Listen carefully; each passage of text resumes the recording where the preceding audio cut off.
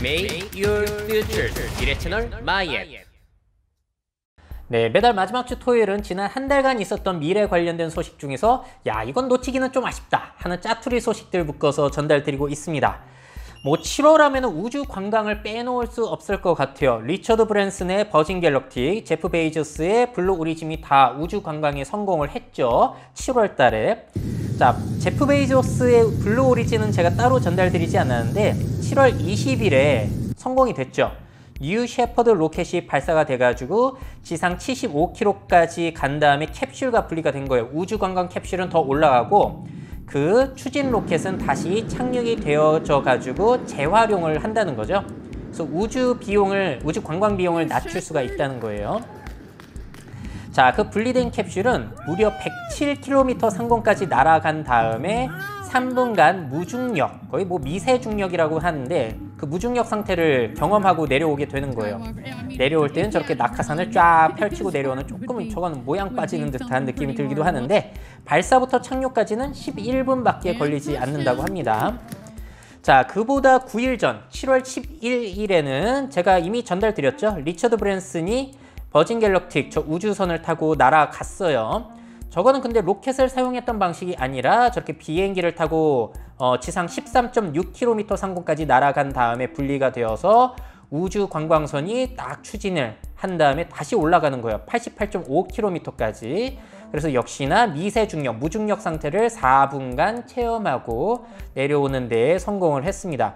제가 이 버진 갤럭틱에 대해서 말씀을 드릴 때는 이 우주 관광의 성공보다는 이걸 성공시킨 리처드 브랜슨이 누구인지에 대해서 좀 더 초점을 둬서 말씀을 드렸어요. 자, 한번 비교를 해볼게요. 어떤 차이점이 있냐면은 버진 갤럭틱 같은 경우에는 항공기를 이용한 우주 관광이고 블루 오리진은 로켓을 이용했다라는 차이점이 있어요. 자, 그리고 이게 높이 차이가 조금 있습니다. 버진 갤럭틱은 최고 고도가 지상 88.5km, 블루 오리진은 이번에 107km를 날아가가지고 이게 국제항공연맹에서는 100km까지를 우주라고 치기 때문에 그렇게 따지면은 버진 갤럭틱은 우주 관광을 한 게 아니다라는 소리가 있기도 하죠. 그래서 100km를 이제 카르만 라인이라고 하던데 뭐 그런 논쟁이 있기도 합니다. 그게 그거 같기도 하고. 자, 근데 또 버진 갤럭틱은 조종사가 직접 탑승을 해가지고 그 우주 관광선을 제어를 한 거예요. 파일럿이 탑승을 하고 블루 오리진은 원격에서 무인 제어를 했다라는 아주 큰 차이점이 있고요. 관광 시간이 엄청 차이 나요. 버진 갤럭틱은 이륙부터 해가지고 올라가는데 시간이 걸려가지고 이렇게 올라가니까 총 90분이 걸리는데 반해서 블루 오리진은 수직으로 올라갔다 이렇게 낙하하는 마치 자이로드롭 같은 방식이다 보니까 11분밖에 걸리지 않았다는 거예요. 또 다른 차이점이 뭐가 있냐면은 버진 갤럭틱은 항공기를 쓰고 그 제트 연료를 쓰다 보니까 화석 연료를 쓴다는 거죠. 그래서 이게 온실가스 배출이 엄청나다는 겁니다.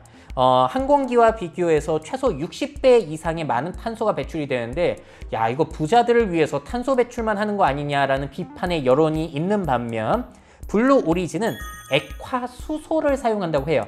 자, 여러분들은 현대자동차 때문에 수소 이야기 많이 들으셨잖아요. 그 수소를 사용한 건데 물론 아직까지는 수소를 만들 때도 완벽하게 청정 에너지로 만드는 건 아니라서 이 과정에서 탄소가 배출이 되긴 합니다. 그럼에도 불구하고 블루 오리진은 확실하게 탄소 배출을 낮출 수가 있는 거죠.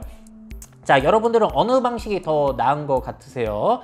장단점이 다 있는 것 같기는 한데 물론 뭐 가격이 너무 비싸가지고 뭐 탑승하려면 엄청 시간이 걸리긴 하겠죠. 자, 우주관광이 어쨌든지 간에 이 CEO들을 데리고 성공을 시켰습니다. 자, 과연 이러한 시도가 인류에는 어떤 도움을 줄 수 있을 것인지 이것도 생각을 해봐야 될 것 같아요. 전에 마윈 회장과 앨런 머스크가 대담을 나눴을 때 마윈 회장이 이런 얘기를 했어요. 나는 우주로 가는 것보다 지금 현재 지구에서 일어난 일을 해결하는 게 더 중요한 일이라고 본다. 저는 그 의견도 꽤나 일리가 있는 것 같아가지고 한번 지켜봐야 될 것 같습니다. 자, 다음은 테슬라의 FSD 베타 9 버전이 일부 사용자들에게 배포가 된 그 소식과 구독요금제 소식 말씀드리도록 할게요. 자, 8.2 버전을 넘어서서 9 버전이 일부 사용자들에게 배포가 됐는데 보시면은 테슬라가 어떻게 세상을 보고 있는지 그것을 선명하게 보여주는 게 특징이에요. 신호등, 자동차, 주변의 사람, 그뿐만 아니라 주변 자동차의 브레이크 등을 보여주고 있습니다. 브레이크 등이 들어오면은 그걸 보여주는 거예요. 그래서 브레이크 등이 들어오면은 거기에 맞춰서 좀 제동을 빨리 할 수도 있게 되겠죠. 정말로 사람이 보는 것처럼 주변 사물들, 상황들을 잘 파악하고 있는 게 놀랍습니다.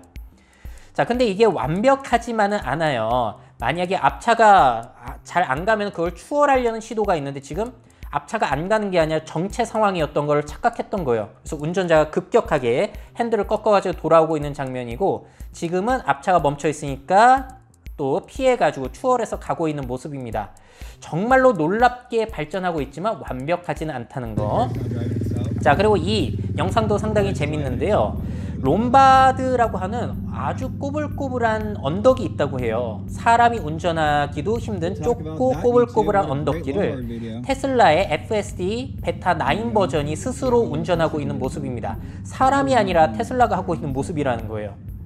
근데 저것도 역시나 완벽하지는 않더라고요. 지금 앞에 차가 천천히 내려가고 있는 모습 보이죠? 그것만큼의 속도로 내려가고 있는 거예요, 테슬라가. 지금 원래 우측으로 가야 되는데 사람 때문에 방해를 받아가지고 좌측으로 가려고 하니까 운전자가 급격하게 또 핸들을 제어하면서 돌리고 있는 모습입니다. 정말 발달하고 있지만 완벽하지는 않다. 자, 이러한 리뷰 영상들이 유튜브를 통해서 많이 올려져 오고 있고요. 전에 올 초에 공개된 베타 8.2 버전과의 차이점이 뭐냐면은 8.2 버전은 주변 상황을 저렇게 그냥 대충 표시해 줬다면은 9 버전은 그거를 다 깔끔하게 정리를 한 모습이 특징인데, 이걸 뭐라고 부르느냐? 마인드 오브 카. 자동차의 마음이라는 거예요. 사람이 운전할 때 이렇게 뭘 생각하고 있는지처럼 자동차가 어떤 걸 파악하고 있는지를 표시해 준다는 겁니다. 그러니까 이게 굉장히 큰 차이점이 뭐냐면은, 전에 운전은 사람이 직접 하는 운전이었다면 앞으로 테슬라식의 운전은 뭐냐면은 이 테슬라가 잘 가고 있는지, 상황을 잘 파악하고 있는지를 감시하는 운전으로 그 역할이 많이 바뀐다는 거예요. 재밌죠? 자, 그리고 테슬라가 이렇게 세상을 파악하는 방법이 뭐냐면 또 퓨어 비전이라는 방식이거든요. 순수하게 눈으로 파악하고 있다는 거예요. 사람처럼. 사람은 뭐 라이더 센서라든지 레이더를 이용해서 물체 간의 거리 파악하는 게 아니라 눈으로 파악하고 있잖아요. 그 방식을 사용한 거고, 그래서 원래는 테슬라가 라이다라고 하는 그 고가의 자율주행 장비를 안 썼잖아요. 근데 레이더라고 하는 방식은 썼단 말이에요. 근데 그것마저도 제거를 한다라는 소식 많이 들어보셨죠? 그 제거 이유가 뭐냐면은 레이더의 사용이 전기차의 컴퓨팅, 그 계산하는 능력을 오히려 저하시켜가지고 전력 효율성을 떨어뜨린다는 거예요. 그래서 그냥 눈만으로 가겠다라고 선언을 한 상태입니다. 자, 근데 이게 완벽할 수는 없겠죠. 왜냐면 사람도 신호등이 저렇게 가로수에 가려져 있으면 잘 못 보는 것처럼 이 방식을 쓰게 되면 테슬라가 가로수로 이렇게 신호등이 가려져 있을 때 자율주행을 못 한다는 거예요. 그리고 폭우나 폭설이 내려가지고 차선이 잘 안 보일 때도 테슬라가 먹통이 될 수밖에 없다는 거죠. 그래서 이 문제를 보완하기 위해서 5G라든지 6G 통신을 이용해서 정밀 지도 그리고 여러 가지 도로 상황을 차량과 통신을 시켜줘야지만 자율주행이 가능해지지 않겠냐라고 하면서 여러 가지 연구가 진행 중인 겁니다. 자, 어쨌든 이 놀라운 Full Self Driving FSD 옵션 구매 가격이 $10,000, 우리 돈으로 1,200만 원. 옵션을 이 정도 가격을 주고 사셔야 되세요. 가격이 계속해서 오르고 있죠. 나중에 진짜로 완벽한 자율주행 기능이 되면은 이걸 1억 달러까지, 아니 우리 돈 1억까지 올리겠다라는 발표를 하기도 했어요. 근데 이게 가격이 부담스럽다 보니까 이제 이렇게 이용이 가능하다는 거죠. 구독 요금으로 한 달에 우리 돈으로 23만 원 정도를 내게 되면은 이 FSD 기능을 이용할 수 있게 해주겠다. 그래서 이게 50개월 요금을 내면은 구매 가격과 동일해지는 거예요. 그래서 조금 가격 부담이 있으신 분들은 구독 요금제로 이용을 하라는 거죠. 자, 그리고 19년 이전 테슬라 모델 같은 경우에는 이게 하드웨어를 업그레이드를 해야 된다고 하는데 그 비용이 $1,000, 우리 돈으로 115만 원을 줘야 된다고 해요.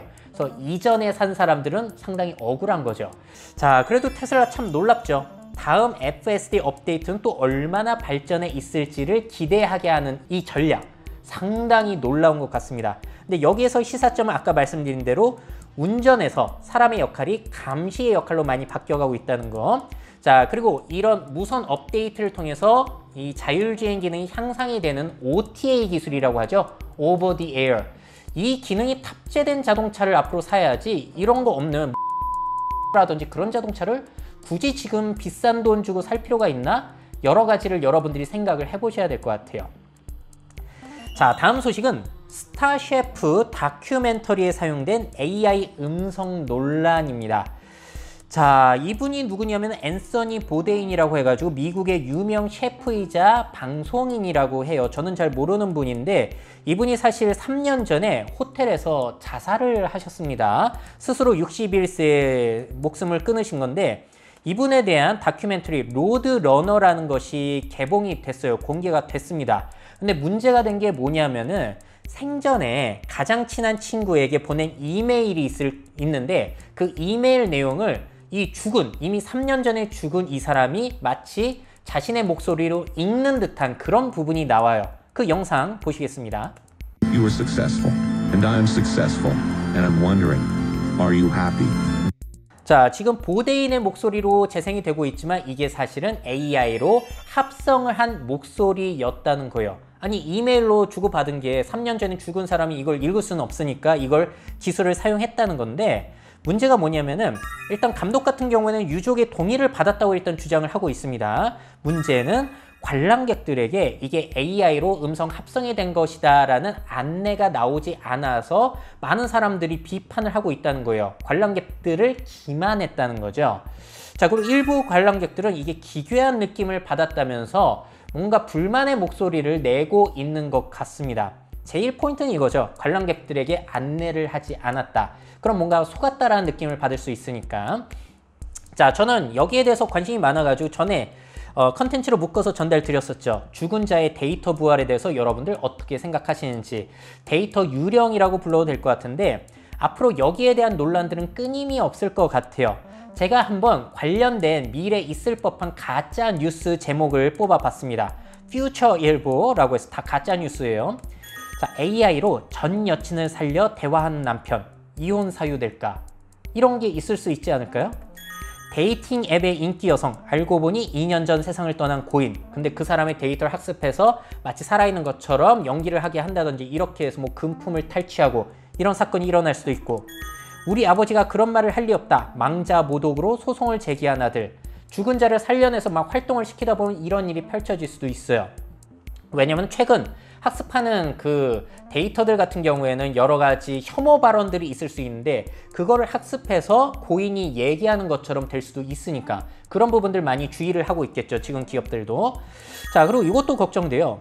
AI로 학급 친구를 복제해 성희롱한 중학생. 어떤 죄가 적용될까? 미래에 있을 법한 일 아닌가요? 이렇게 죽은 사람을 살려낼 수 있는 다양한 기술들이 저렴해지고 간편해질 수 있기 때문에. 자, 죽은 자의 AI 부활, 또 어떤 논란을 일으킬 수 있을지 생각해 보시면 어떨까 싶습니다. 자, 다음 소식이에요. 한국에서도 성침체 현상이 일어나고 있다는 내용입니다. 자, 성인 3명 중 1명은 섹스리스 왜라는 기사인데요. 자, 요게 연구가 연세대 연구팀이 한 거고요. 2021년 서울 거주자의 성생활이란 설문조사를 진행했다고 해요. 1월부터 5월까지 서울 지역의 성인 남녀 2,100여 명을 대상으로 온라인 설문조사가 이루어졌고요. 자, 그 결과를 보자면은 지난 1년간 성관계를 갖지 않았다. 자, 2000년에 미국 화이자에서 우리나라를 대상으로 연구를 했더니 성인들의 11%가 지난 1년간 성관계를 갖지 않았다라고 대답을 했다고 해요.